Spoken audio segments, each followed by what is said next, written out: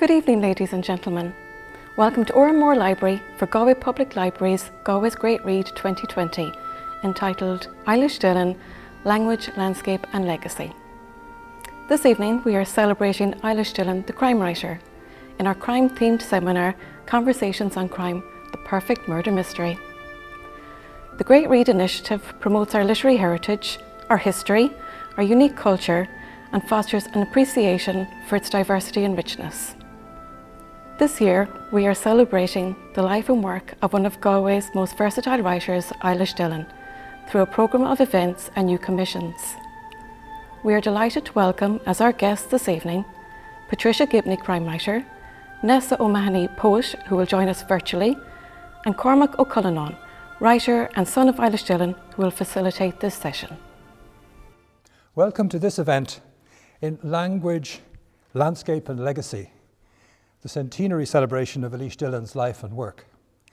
I'm Eilís's son, Cormac Ó Cuilleanáin, and I'm delighted that these Galway events are bringing her books to new readers. This is part of Galway's Great Read 2020. Eilís Dillon, Language, Landscape and Legacy. The three seminars in November are a culmination of a 3-month commemoration of the centenary. Starting in September with one author, 5 islands, where children from 5 islands around Galway are reading 2 of her novels, A Family of Foxes and The Island of Horses. Followed in October by the Eilís Dillon Online Book Club. There are also 2 new commissions, a music commission by Martin O'Connor and an art commission by Ruth O'Donnell. This session, called The Mystery Writer, starts out from her detective stories. She published 3 of them in the 1950s, before writing her first straight literary novel. All 3, Death at Crane's Court, Sent to His Account, and Death in the Quadrangle, are now available on Kindle and as audiobooks. Although crime fiction has changed a great deal since her day, they still retain a sort of retro appeal. Her first crime novel, Death at Crane's Court, 1953, is set in a peaceful hotel in Connemara, populated by an eccentric cast of elderly residents. A new owner takes over, and he is frankly not a gentleman. He starts to annoy the old ladies and soon gets murdered. The story, pitched as light comedy with a sharp edge, is largely told through the eyes of the youngest resident, Mr. George Arrow, who needs to take a few more risks in his life, and indeed he gets the chance to do so. The storyline awakens his impulse towards love and marriage, while simultaneously placing his life in immediate danger. George's guide to the closed world of the hotel is the sardonic retired Professor Daly. One reviewer called the book exciting without being horrible. Another recommended it for those who like their crime agreeable. Yes, there is a murder and some detection, but mostly the book celebrates the beauty of County Galway and the endless oddities of human nature. The same comfortable atmosphere can be found in Sent to His Account, 1954, the plot of which was neatly summarised in the Observer's review. Poisoning of coarse and beastly entrepreneur from Dublin, who is trying to debauch quiet Wicklow village, seen through the eyes of nice little rat-poor middle-aged person who suddenly inherits a baronetcy. Most snug, well and intelligently written, good surprise finish. Sounds like a wine review, doesn't it? That nice little rat-poor middle-aged person is Miles de Cogan, born into a well-off family that was ruined by his father's mismanaged business ventures. Restored to wealth in late middle age, Miles finds that the high life can also be complicated. The famous American crime reviewer, Anthony Boucher, complained that the book was slow-moving and weak in detection, but he did allow that it was charming, and admitted that as a warm and witty light novel of the Irish countryside, the book is completely successful. This is what's known as damning with faint praise. The last of the three, Death in the Quadrangle, 1956, takes place in a fictional university, King's College, Dublin, where someone has poisoned the universally hated president of the college. King's College is peopled by eccentric, self-centred, pernickety academics. That setting was home territory for Eilís, she being the daughter of Professor Dillon of Galway and the wife of Professor Cuilleanáin of Cork, where she lived on the college campus. Again, the tone is satirical, with the emphasis falling on character more than detection. The mutual relations of the professors crackle with well-expressed malice, said the Times Literary Supplement. An entertaining comedy of manners, said the reviewer in The Lady. The New York Times reviewer noted that the plot leaks a trifle around the edges, but promised that you'll be much entertained by the swath Professor Daly cuts in this academic zoo. You get the picture. Not too plotty, no serial killers, no blood and guts, no swearing, not much violence, an enclosed world which is shaken by a murder, but then restored to relative innocence once the murder is solved. Nothing overtly sexual either. Blackmail, embezzlement, or forgery provide motive enough for murder.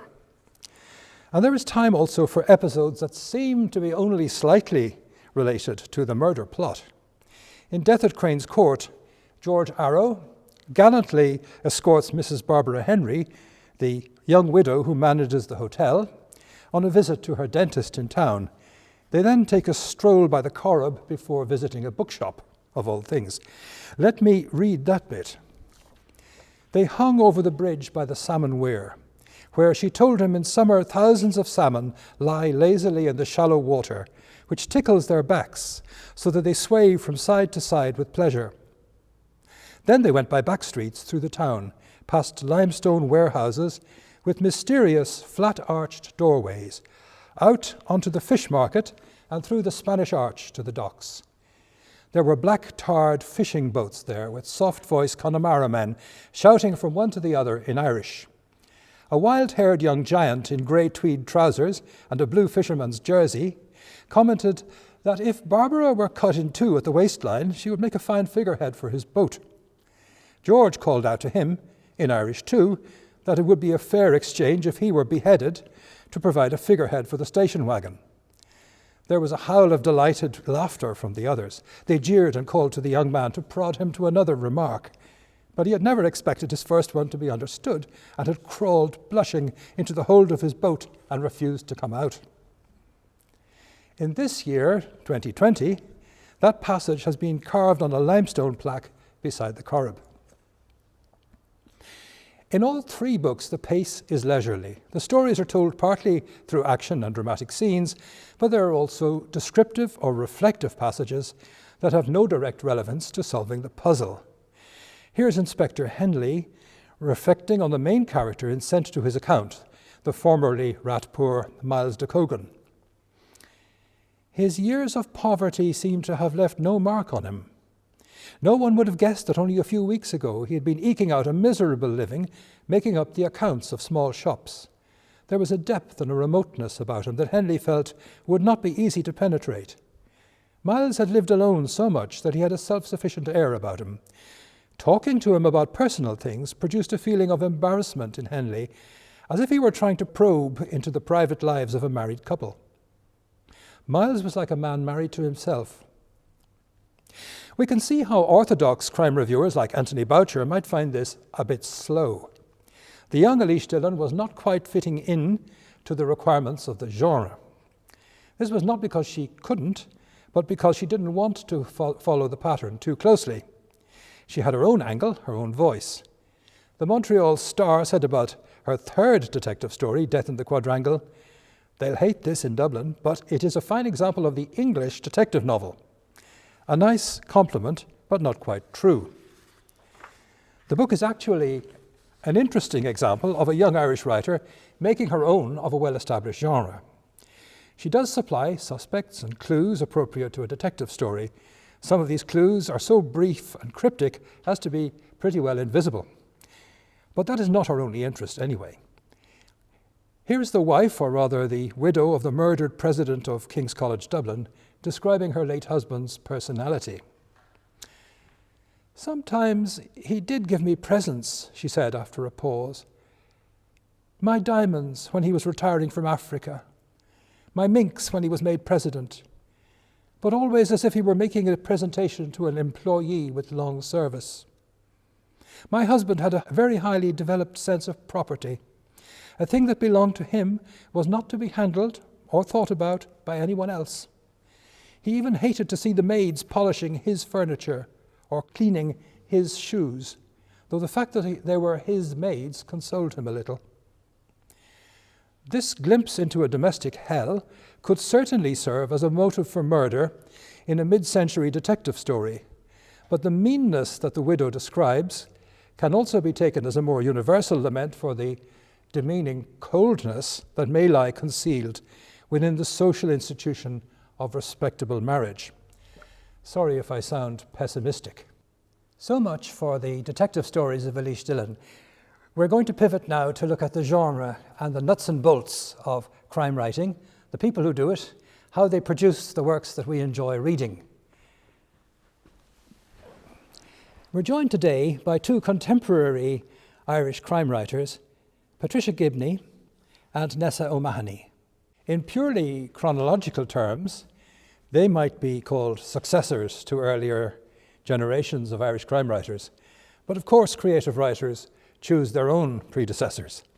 I know the choices I made when writing my own two crime novels, and the writers I would wish to claim as my forerunners, whether they like it or not, came from England, France, Sicily, California, more than Ireland. And then there are those authors that you admire without ever thinking of writing like them. Now, the core elements of crime fiction change and shift over time for all sorts of reasons. The writer has to deal with so many decisions. For example, what kind of pace and suspense will she infuse in her story?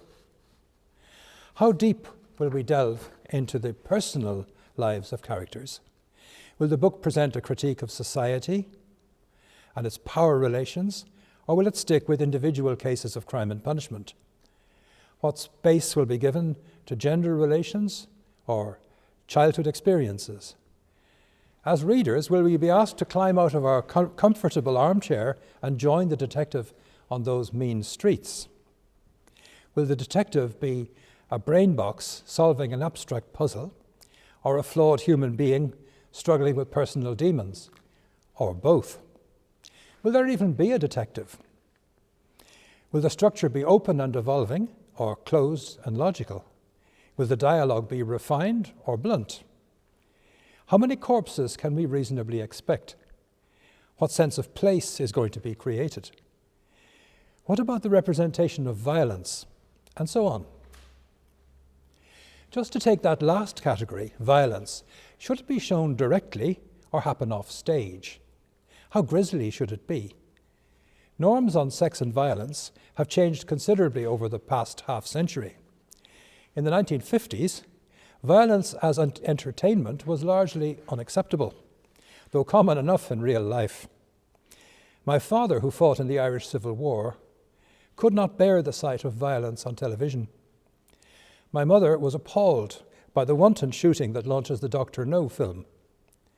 Stylized violence was the standard fare in the films we were shown in my boarding school, admittedly mostly westerns. But Tarantino's Pulp Fiction and the Coen brothers' Fargo are still a bit strong for my 70-year-old stomach. These examples also show that norms and thresholds in crime stories are often set nowadays by reference to the screen as well as the page. Our guest speakers today will give us an insight into why they personally have chosen to write crime fiction and what has inspired them in their work. Hopefully, the session will also help to show the range and flexibility of mystery writing and what special gifts it brings to the table. And we'll see what kudos is due to those who take on the challenge of crime writing. Because it's not easy. What's so special? What's so challenging or distinctive about the mystery novel? All novels, of course, have to deal and work on an imaginative level. The parts of the novel have to speak to each other, like the colours and tones of a painting. The reader has to be able to imagine and envisage new worlds, and indeed to spot the bits that don't fit. So far, the problems of writing a crime novel are very like the problems of writing any other kind of novel. The book has to have its rhythms, its heartbeat, its worldview, its moments of revelation, but there's an extra layer of challenge added on top of these requirements. A crime novel must also work mechanically in terms of strict logic, cause and effect, the nuts and bolts of reality. And it has to do all this while hypnotizing the audience. Crime writers today work for a tough, sophisticated readership, people who have read dozens, if not hundreds, of comparable books, and who still demand, most unreasonably, to be swept away every time on fresh flights of fiction. Moreover, there has to be a logic to those flights. They need to be credible, feasible, checkable. They need to survive a second reading and flipping back to the early part of the book to find, was that fair, what's just been done to me? The steps of the story have to be laid out in perfect position and performed strictly at just the right rhythm and pace. In meeting the reader's demands, the crime novelist's craft reminds me of something that was once said grudgingly about Fred Astaire. Sure, he was great, but don't forget, Ginger Rogers did everything he did, backward and in high heels. That's what's expected of crime writers too. So, how do they do it? At this stage, we turn to our first guest, Patricia Gibney, author of the Lottie Parker series of crime novels. So first, I'm very pleased to welcome Patricia Gibney, who is the author of the Lottie Parker crime mystery series and has produced so far 8 books in this series of books featuring the female detective Lottie Parker. So what drew you first into writing and particularly into crime writing? Well, thanks, Cormac. I suppose it goes back about 2009 when my husband died quite suddenly with very short illness, and my whole world got turned upside down. I've been working for almost 30 years in the county council, and we had 3 teenage children, and suddenly it's like the proverbial rug being pulled out from under you. And I found that I got it very hard to function. I was trying to put the children through school, do their leaving cert and junior cert, and Cahill had just started secondary school. So I found myself floundering. I just couldn't do anything. I worked on for about 6 months because Aidan had been in the army, so I was used to him going away for 6 months tours of duty, and it was like the 6 months ended and suddenly there was no key turning in the door, he wasn't coming home. Yeah. And so I basically fell apart. I went through a really bad time. And how I got myself out of it was through writing and painting and drawing. And I suppose like Eilís, I first dabbled in children's books. I did a little Spring Sprung Sally, I called it, children's book, where I drew the pictures and wrote the little story. It was for like preschool children. And I self-published it. But after Aidan dying, I found that the side of my brain that could do the business and the administrative side of things was totally gone. So basically I couldn't promote or I couldn't do the business side of the self-publishing. And with my therapy through writing, I found that I needed to give myself a focus. And so I decided, insanely, that I was going to write a novel. I said, well, this will give me something to do for the next 12 months. Which turned into 5 years. So I kind of developed the character of Lottie Parker through what I was writing the morning pages, which was the therapy. Yep. So a lot of what I was going through myself, through the grief and not knowing what was wrong with me kind of thing, kind of wound its way into the character. Yeah. So I basically started with the character and then developed it from there. But you asked them why would I have gone into crime writing? But my first love of reading would always have been crime. from the Enid Blytons, the Nancy Drews, and I remember one Christmas getting a book of mystery stories for girls, it was at the time, back a long time ago. Yes. And like that, I couldn't wait to go to bed at night to see what was going to happen next. Right. So I suppose because of my reading, that's where I went with my writing, and Lottie Parker was born. Right. So now you have a manuscript and you've worked on it for years. What's the next step in bringing that to the public, to creating, in other words, your readership? Yeah, it took me a long time to get it to where I felt confident enough to go out and maybe read pieces to other people. So I did courses with the Irish Writers' Centre, and I suppose it was kind of trying to find out, what is crime writing all about. So I did crime writing courses, but the main effect of it was the networking. Because when you're writing, it's kind of, you're on your own doing it, and you really don't know whether you're doing right or wrong, and you need feedback. So the networking from the courses was very beneficial, and especially if you get constructive feedback. And I realised that I had a lot of work to do. That you think you have something that's viable and that's ready to go, but it wasn't. But I got a lot of constructive feedback and very good tutors, and made very good friends out of the crime writing community.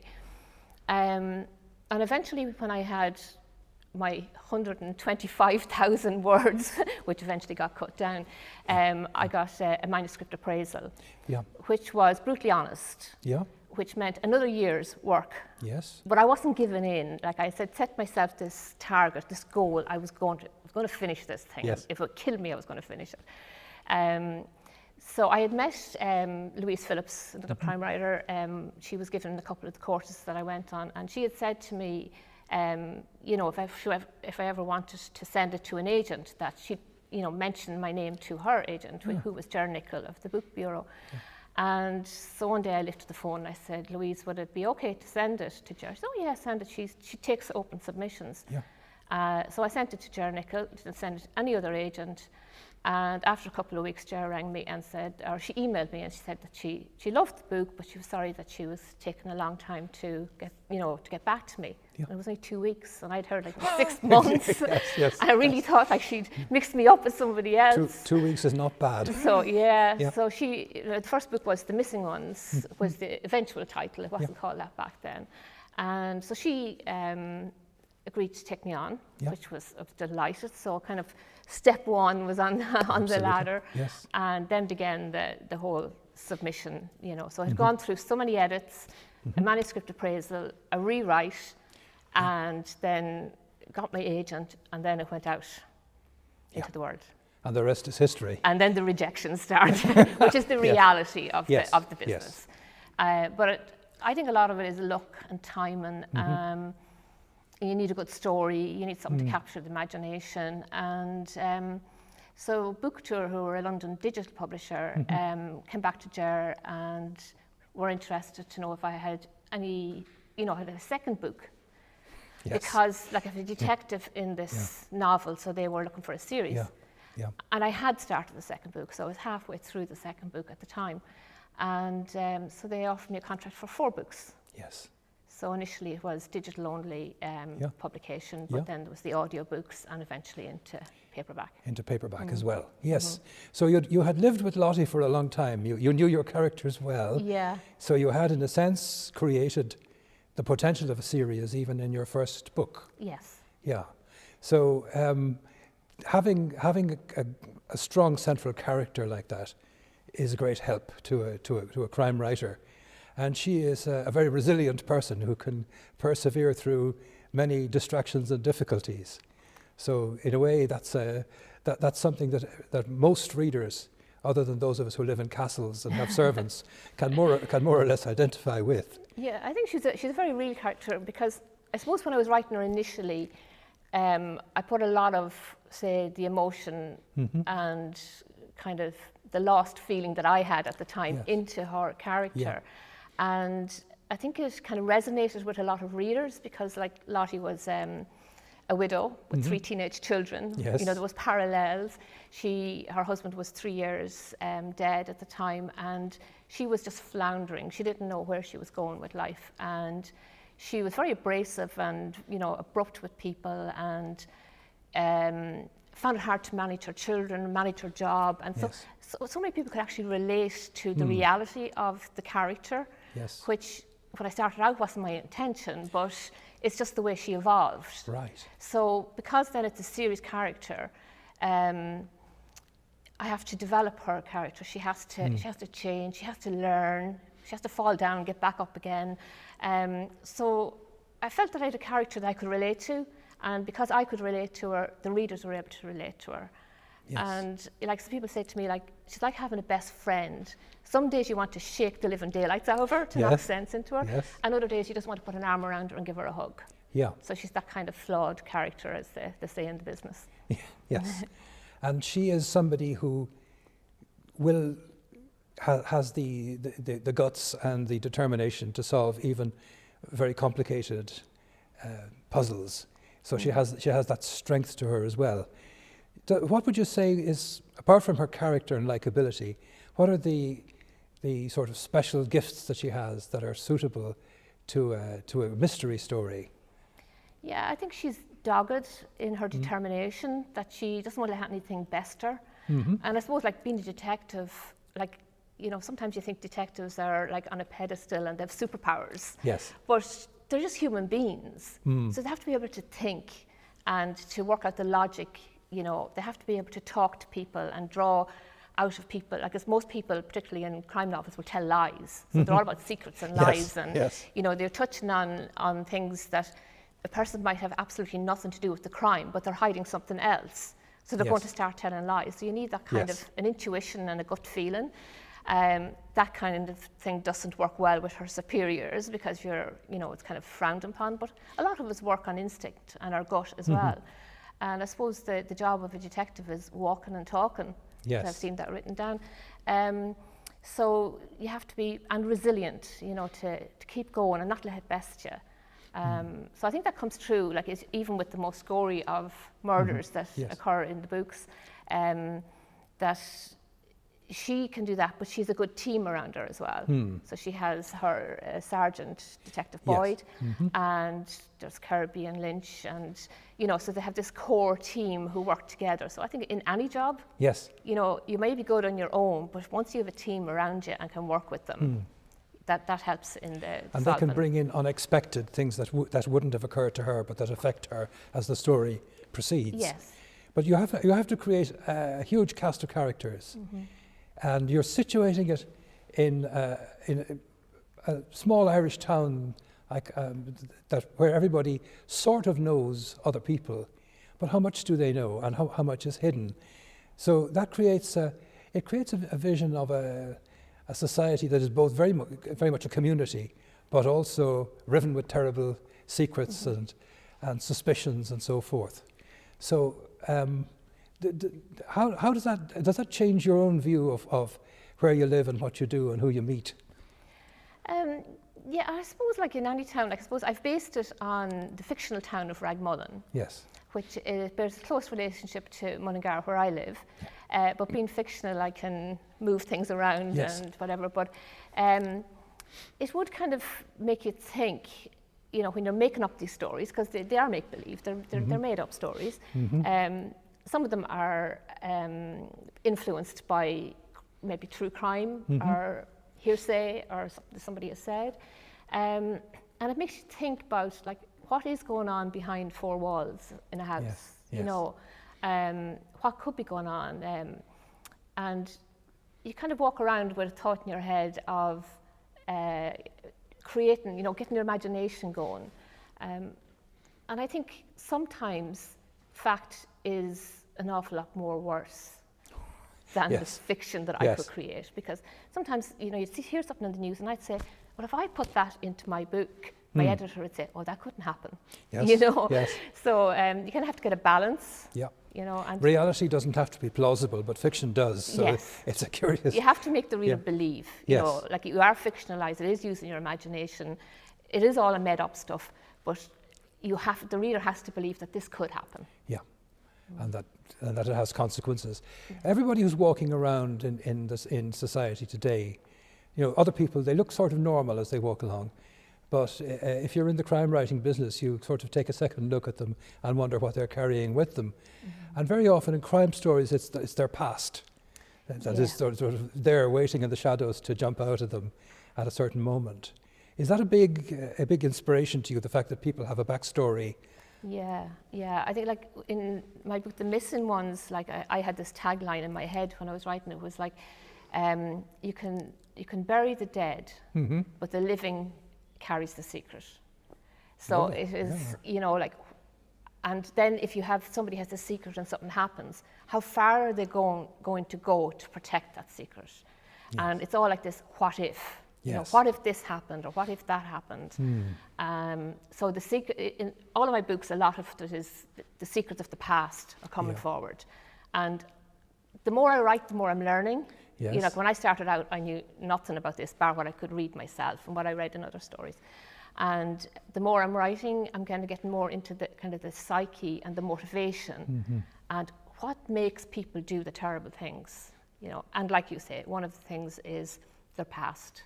A lot of it is like how they were molded growing up, you know, what happened to them, you know, what were the relationships, where they live, you know.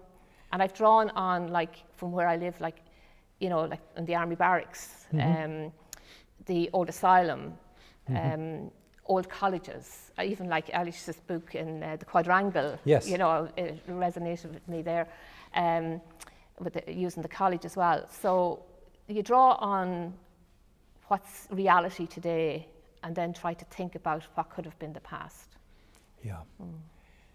There's a lovely saying by Oscar Wilde that no man is rich enough to buy back his past, which in this case I suppose was particularly relevant.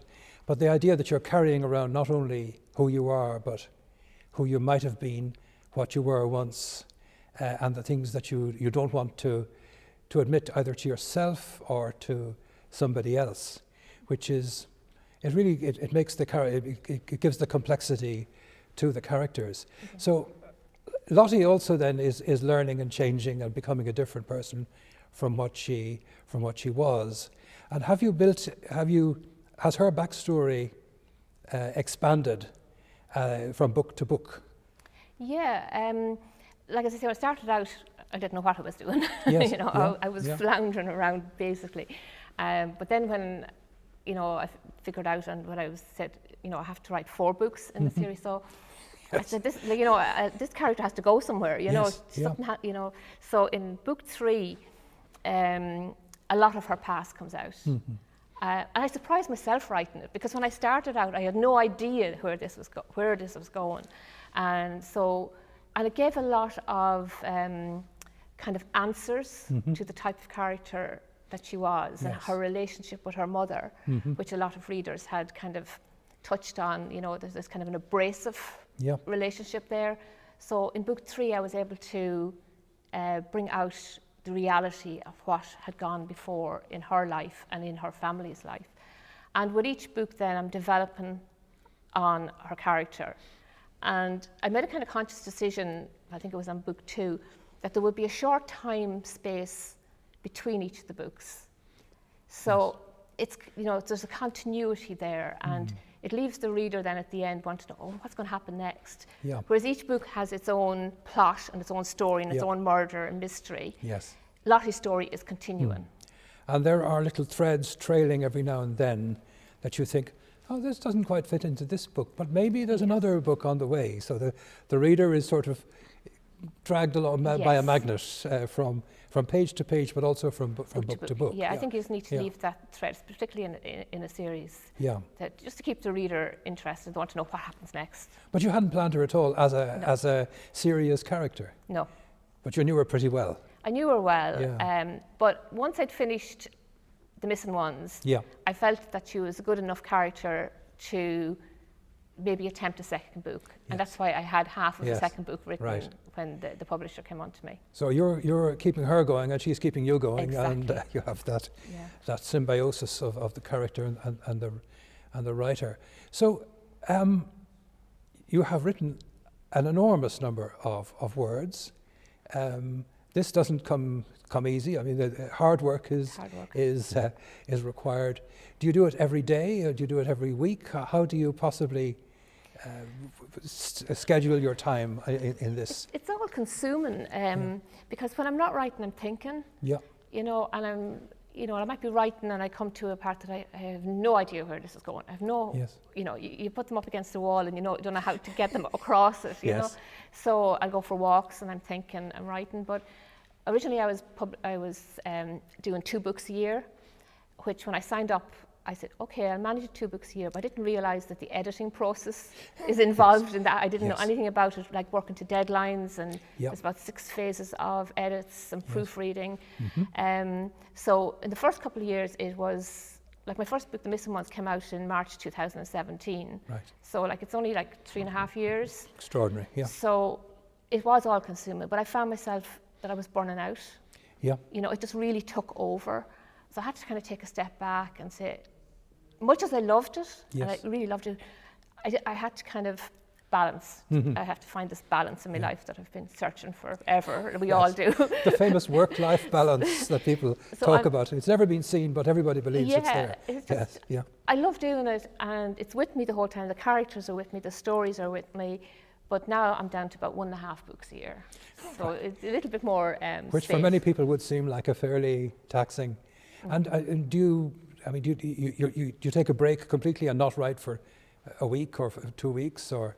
After I submit, I'm basically submitting the first draft to my editor. So after I submit that, I have about 2 weeks before she'll come back to me. Yes. And I say, this is great now. For a week, you know, I'm not going to do anything. Yes. But after 2 or 3 days, I'm like, what am I going to do now? You know, get the laptop out and start the next one. Right. Isn't that wonderful? Yes. So I enjoy doing it. Yeah. And I suppose some of the writer's enjoyment comes through to the reader as well. So you have a large readership, and you have people, you know that people are waiting for the next one. Do you get much direct feedback? People contacting you, or? You'd get a certain amount of, you have to, because I was digital published originally, you have to have a huge social media presence.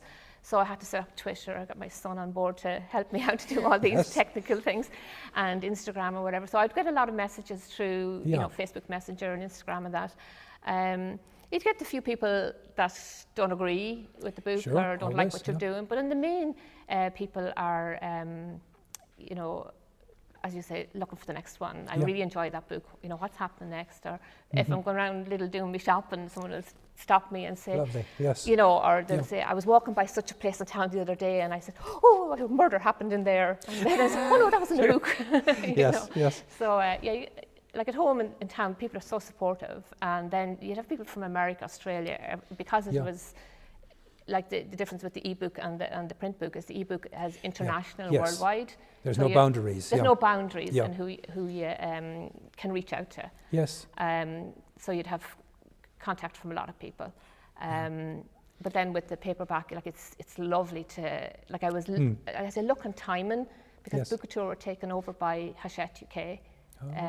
About 1.5 years ago, so I was lucky then that. So that's the link I to the got paperback. The link to the paperback, to see your book out there. Yeah, well, to see your own book in a shop, or to see somebody actually reading your book, is an amazing experience. So you mentioned when you started out that you got great help from being a part of a crime writing community, and that you got feedback from them, and presumably they got feedback from you. So that's what would you advise a young person thinking of going into, or even a middle-aged person thinking of going into crime writing? Is there any sort of tips or pointers or advice that you would give them, apart from never give up, obviously? Well, never give up is right. I think you really need to have an interest in the genre. You know, I think reading is the number one rule. You know, you need to be a reader. I firmly believe you need to be a reader to be a writer. Yeah. And if you're going to write crime, I think you need to be able to read crime and enjoy that genre.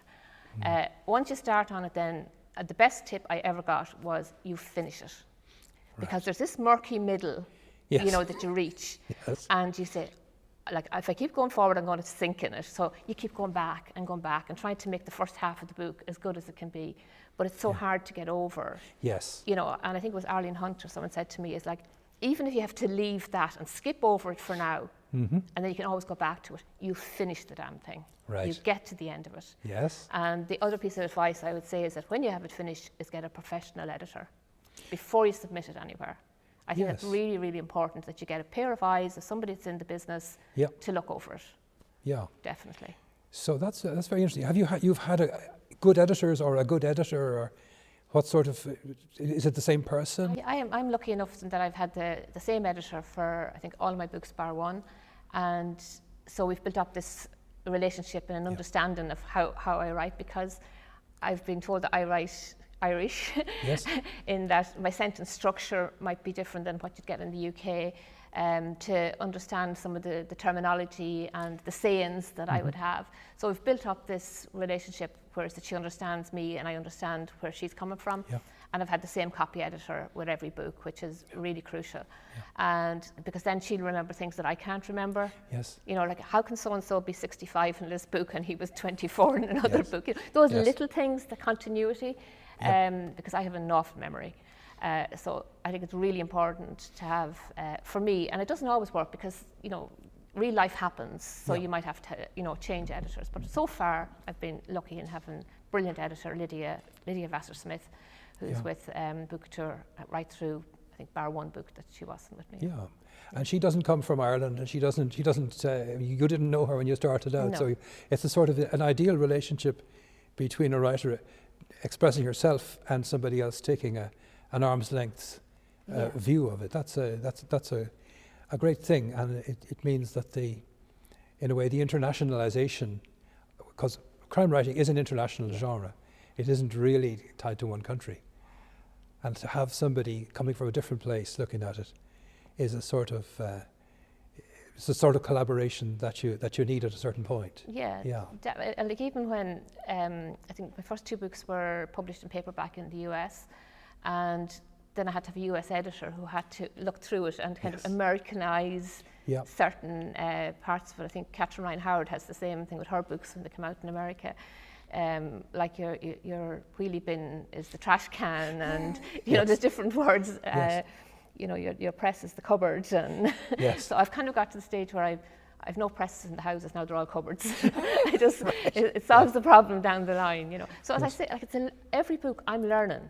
I'm learning with every book and trying to tighten it up as much as I can, you know, as I go along. So an editor is really, really important as well.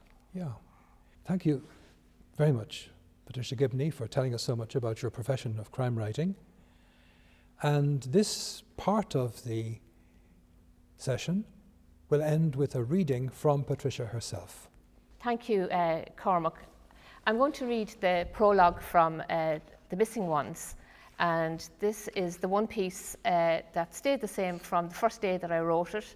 It didn't go through an editing cut or anything. So it's The Missing Ones, 31st of January 1976. The hole they dug was not deep, less than 3 feet. A milky white flour bag encased the little body, firmly tied with the strings of a soiled, once white apron. They rolled the bag along the ground, even though it was light enough to lift. Reverence for the deceased was absent, as one of them kicked it into the middle of the hole, squeezing it further into the earth with the sole of his boot.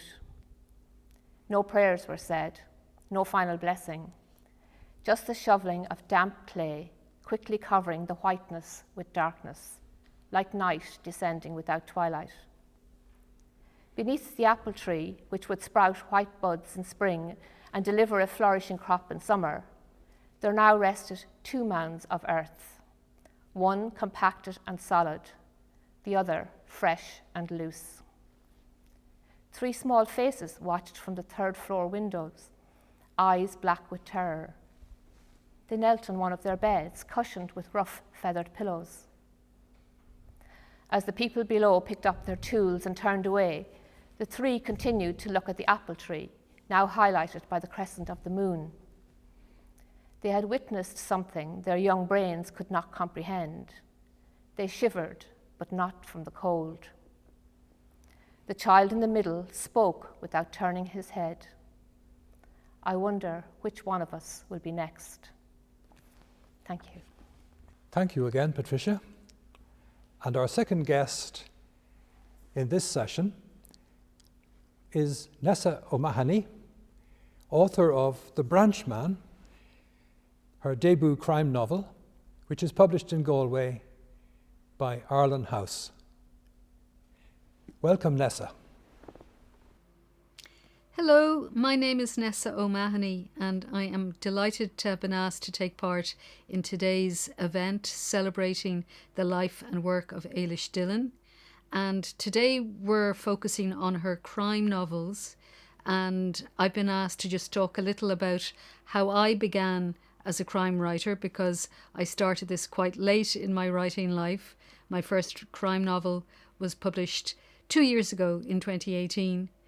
But I suppose I've been a crime reader all my life. For as long as I can remember, as a young girl, I wasn't interested in Enid Blyton or Mallory Towers or those sort of novels.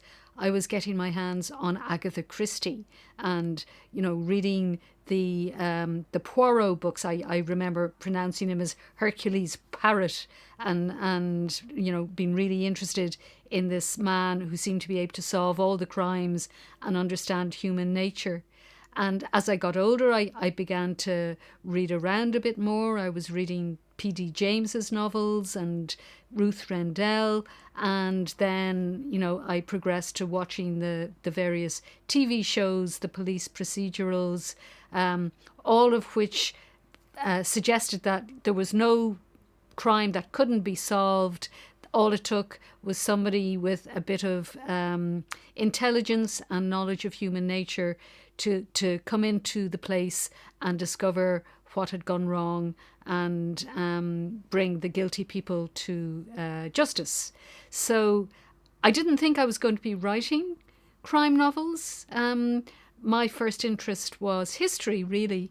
And when I began to write poetry, I was exploring my family history as much as anything else.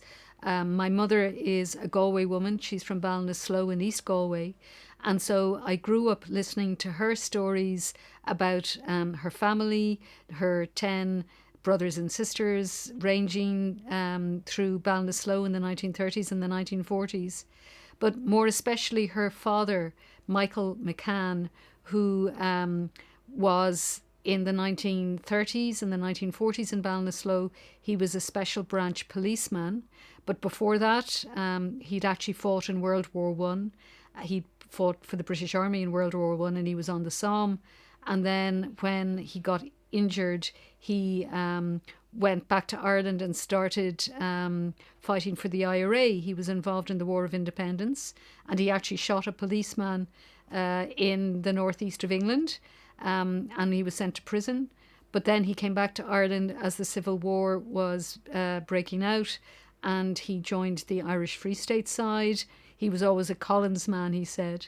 And so he was on duty as a commandant in the Free State Army in Mayo, predominantly Mayo and Sligo, during the Civil War.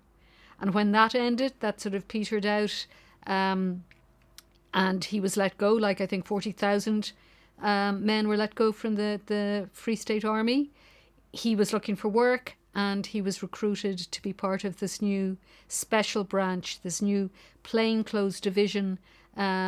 People hired for their army skills, but also their knowledge of the subversives, the people on the other side of the Civil War, the irregular side, or the Republican side, depending on your terminology. And so Grandad began his police career keeping an eye out for anybody in the area who might be looking to undermine this very fragile Free State. So as I said, I had been writing poems exploring his story, but it began to occur to me that I knew very little about his career as a policeman. Even my mother had, a snippet of stories about things that he might have done. She told a story once about how after a football game, a big crowd gathered in the square in Ballinasloe, and it looked like it was going to develop into a riot of some sort. And apparently my grandfather fired over the crowd, and he was attacked by a one-armed man but he managed to disperse the crowd. And I began to think that that would be a fantastic scene in a story, and that I'd really like to find out more about my grandfather's life as a policeman.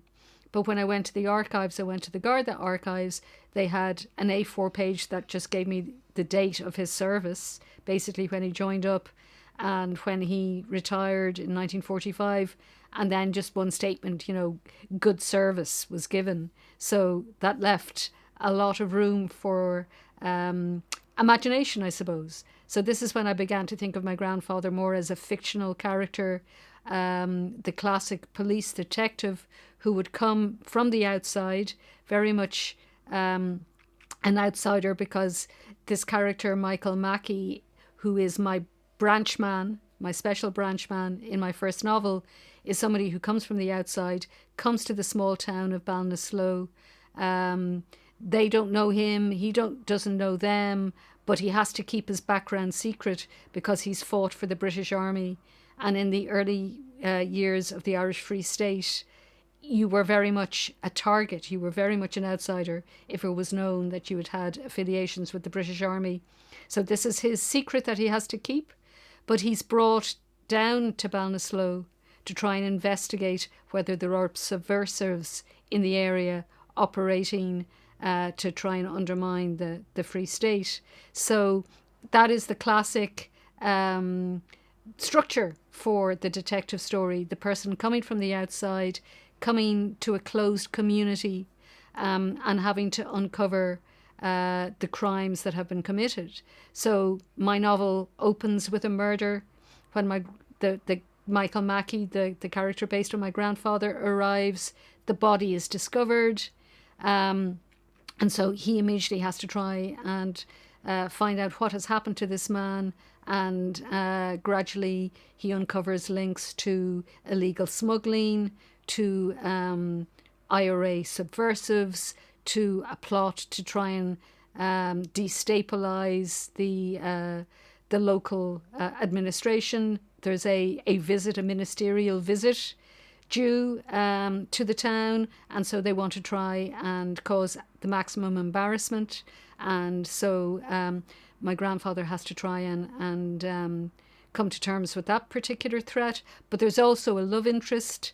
I decided that I'd make use of my grandmother, but turn her into this sort of femme fatale who Michael Mackey had encountered during the Civil War. And she had been involved with a famous IRA gunman. And so as a result of that, she'd had to leave her town and go to live somewhere else. So she ends up in Ballinasloe. So the story develops around their encountering each other again. And, the gradual discovery by the local IRA that this might be something that they can leverage against my grandfather. So I had great fun imagining this period, 1925, how, everything was so fragile. Nobody really knew where the other person stood. And if they did know, they knew that they couldn't say anything about it because it was such a delicate balance. And, to try and keep the lid on violence was the most important thing of all. So in ways it resonated with the contemporary world for me because 100 years on, we now have a different sort of political balance, but people are still talking about Civil War politics and what side the various political parties are. And so it's as if even though we've come 100 years, we haven't travelled very far. And I think the great thing about crime fiction is that it allows you to explore those sort of contemporary ideas, though using the sort of the time-honoured approach of suggesting that there is a small community somewhere that, the serpent comes into Eden, a crime is committed, everybody might know or have their suspicions about who is responsible. The person comes from the inside or the outside to try and discover what has happened and to solve that problem. And I think, real life is messy. We never have those solutions. But the great thing about crime fiction is that there is an answer. We know if we read the 300 pages, eventually we're going to have the answer to the question that we've been worrying about all of the time. It's going to be solved. The baddies are going to be arrested, and order and stability is going to be restored. And I think that's one of the recurring interests for me in writing crime fiction, just the sense that I can create a problem and I can have a very entertaining time working out the different solutions until I finally reach the final reveal, and so everybody will know what has caused the problem, and who is responsible. And so you get status quo. So, Nessa, thank you very much for your video piece. And we just want to talk about some general questions relating to your work, but also to the crime writing scene in general. And just to start it off, very often in the traditional crime story, it used to be a tranquil scene interrupted by a grisly murder, and then the murder is solved and everything returns to happiness and stability. Whereas your historical novel is set in a turbulent time where nothing is solved by dealing with an individual case. We're still surrounded by threats of violence and instability at the end. So what's different? Why did you decide to go for this particular more dynamic and more frightening mode of storytelling? Well, I suppose, and I'm not being glib in that I always had a trilogy in mind of novels when I began this, that I knew that this was going to be just the start of quite a long and complicated history for my detective, Michael Mackey. But I think it was also the time, the historical period that drew me as much as anything else, this extraordinarily, as you say, turbulent, chaotic time, where nobody knew really who anybody else was, and identities were very unstable. Yet at the same time, there was this sort of communal knowledge of who had been on which side of this conflict that had just finished. So, as I said a little earlier, I love this crime genre where you can, pitch something incredibly chaotic and try and find a solution to it. So within the kind of the life of the particular novel, The Branchman, there is an immediate answer to the question of who was causing the problems in the first place. But at the end, there's this open possibility that, there'll be more wrongdoings or somebody else will get their comeuppance. And, that would be the plan for novel number 2. So I've always seen, the best detective series are series. You have, one story ended, but maybe an ongoing larger story that's being told. And again, as I said, so influenced was I by the real biographical details of my grandparents' story. I was still thinking about bits of, their life histories that I could bring in at a later date. So it was really all about the trilogy, I think. Yeah, that's great. Begin as you mean to go on. And so volume 2 then will deal with what? Or am I asking for trade secrets here?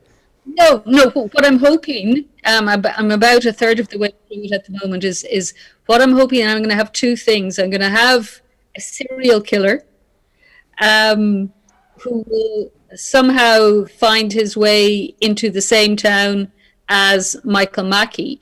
But there'll also be a political backdrop of the general election of 1931-32, where the Cumann na Gael government lost power to Fianna Fáil. So the old enemy is now coming in and taking power. And as people have been writing recently about this, there was nearly a coup d'état with certain people within the Cumann na Gael wing not being able to accept the fact that Fianna Fáil might be coming in and taking power. So that kind of turbulent, confused, very febrile atmosphere just seems to be a wonderful backdrop for crime and shenanigans. So that's the current plan. Right.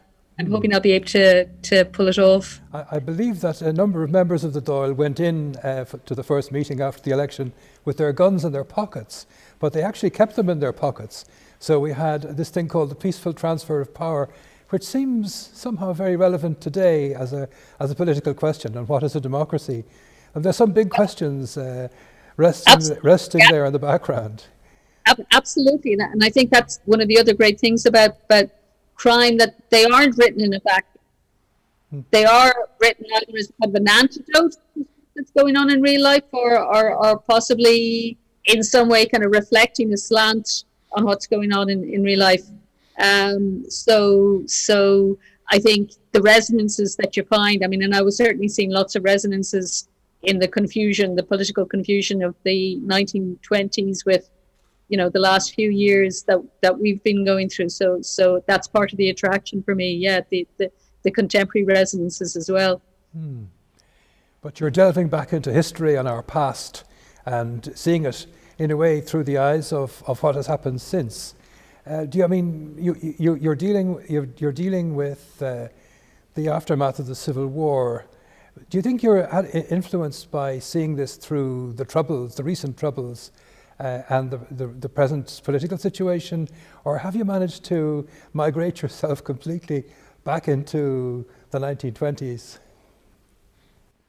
It's a really interesting question. I mean, I'd love to have been able to achieve that kind of time travel, but I'm sure that my attitudes towards political violence have been influenced by the events that I've lived through and seen on television. I've been lucky enough to have been living down in the safe Republic of Ireland when 60 or 70 miles up the road appalling things were happening in Northern Ireland, but I know that my attitude to an armed struggle would have been different to my grandfather's. And I'd love to have been able to have a conversation with him about that, but he was of a generation who'd never discussed, had I been old enough, which I wasn't. I was 6 when he died. But I'd love to have had that conversation with him about what is legitimate. So just that notion of what is legitimate and what's not. And I think, as of this morning on Twitter, there are discussions going on around the depiction of the Mountbatten assassination on the latest series of The Crown. And so, that history is still live in people's attitudes and people's discourse. So it's, I don't know if it's ever possible to be entirely pure of, the conditioning. I did try to read as much history as I could, and be aware that, where there were kind of influences and inflections from people's own political attitudes. But in the end, I just wanted to try and write a good story and to make that an interesting, captivating story and make people care about the characters and, be curious about what happened and who did what. So I suppose, like any good crime novelist, in the end, it was about entertaining the reader. Absolutely. And we were talking earlier, Patricia and myself, about the shaping of a novel and how you get how you create a structure that will draw the reader through. And one of the things we talked about was editing, self-editing, but also working with an editor. So can you reveal any secrets of the struggles and the damnation of editing your own work? Well, I think Patricia's absolutely right. I think if you're lucky enough to have a good editor, it's such a boon. And I was incredibly lucky in working with Ferdia McCanna, who is a very fine novelist himself, as well as a screenwriter and director, and former rock star, Rocky De Valera. But about 2 drafts in, I'd made one of the classic rookie errors of allowing a family member to have a look at my draft, and he had shared it even more egregiously with a friend of his who was a big fan of crime writing. And so my family member came back to me rather airily when I asked to say, my friend didn't really, wasn't really grabbed by it. He lost interest after 30 pages. So I'm kind of putting my hair out and going, oh my God, I've just waited the last 2 years on something that somebody wouldn't even get beyond page 30. And at that stage, I just happened to have an email exchange with Ferdia, because we were working together at the time on something else. And I mentioned this to him, and he said, well, show me the 30 pages and I'll tell you whether it's kind of worth continuing on. Yeah. So bless him, he read it, and he read it really quickly. And not only did he say, no, absolutely continue, he would say, no, this works really well, and this works really well, and let me look at the whole thing, and I'll make some suggestions. And he did, and he was not intrusive. He was not telling me to go back to the drawing board by any means, but he was, pointing out things like, Nessa, you're a poet as well, so don't be afraid to write poetically. Or, are you aware that your female character is really, less well drawn than all of the male characters? So those sort of things. So I couldn't have got beyond the stage that I'd been stuck at if I didn't have Ferdia there to just be a very intelligent reader, and to be an informed reader who could make suggestions about ways of improving or correcting, errors or whatever. So yeah, I think editors are worth their weight in gold. One of the things we were talking about earlier was the representation of violence in a crime story, and where does it fit in and what effect does it have? And Patricia wanted to ask you particularly about that. Well, I was just thinking earlier about, when you talk about Eilish's books, that they're not very violent, that they're like, there's a guy with a knife in him at the start, and then it's just drawn in all the characters and all these fantastic characters. And in Crane's Cottage, when I was reading it, I came across this character who amassed all these cats in her house. And I was fascinated with her. And I was like, what was her role in the story? And then further on, I discovered that the cats were being killed and fertilizing the flower beds. And it's an image I'll never get out of my head, no matter how violent or graphic a scene can be. That was just stitched in nice and calmly into it. And it just made such an effect on me. And in my own writing, I suppose my earlier books, I probably would have tended towards being more graphic with the violence. Mm-hmm. And now I've kind of reined myself in, because I realise that the reader's imagination can concoct these, crimes and the horror of them an awful lot more viciously than I can. And that I think it's, you sow the seed, like Eilís did with the woman and the cats, and then suddenly, all these connotations come to mind. So there's no need for particularly graphic violence in the story, and I'm learning to leave a lot up to the reader's imagination. Oh yes. Nessa, have you had the same process in your writing? I think that's a very wise observation by Patricia, because I think one of my anxieties when I was beginning was, what would keep the reader interested? And, one of the early pieces of advice I'd been given was that, get the crime in early, and then, keep the body count coming as high and as high and as high as you can, as if, readers needed this sort of regular injection of violence in order to keep them reading. And I resisted that, I suppose, because I'm interested in character. And you know, Patricia was describing this incredibly drawn character of an elderly lady who we only gradually discover that there's a very sinister reason for her attachment to all of the adopted cats in her neighborhood. But it's the character of the woman rather than the act that made Eilís Dillon makes us care about. And so I'm always drawn to, character-led stories where, there may be violence or maybe criminal activity, but there's a reason for that. And as we understand the character, we understand the rationale, for want of a better word, as well. So when I was writing sort of fight scenes and feeling very awkward about the left hook and the right hook and that sort of thing, but as I became more comfortable with my characters and as they were behaving more characteristically, their fights or their violence or their attitude to it became much more characteristic and clearer. So I'm just far more interested in learning about human nature. And there's a great line from one of the novels describing Inspector Kenny as somebody who doesn't measure footprints, he measures men's souls.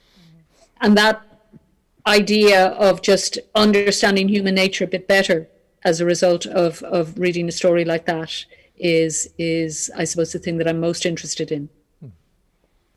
Well, thank you very much for that, Nessa, and thank you again, Patricia. And well, I'm afraid we're running out of time, so we're just going to have to put the bodies back in the library and take ourselves off on tiptoe to our respectable homes. Thank you very much for watching.